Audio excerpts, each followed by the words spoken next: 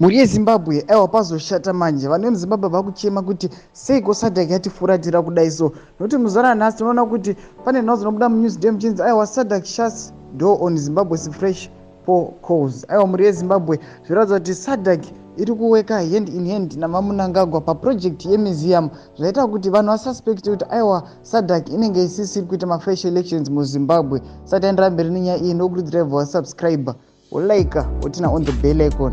Tambuchana updates anokupa pano paZim News Live. Nochendera mberi nenhau dzinonzi the Southern African Development Community SADC appears to have closed the door on calls for fresh elections in Zimbabwe after the regional bloc's secretariat endorsed a project being superheaded by Emerson Mnangagwa's government.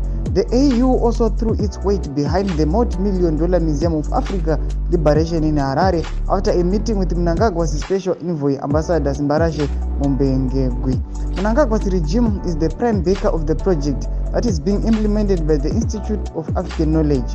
Last week, both SADC and the AU signaled that they will work with Mnangagwa's government on the project. Critics have decried this as sanitizing Mnangagwa's illegal regime.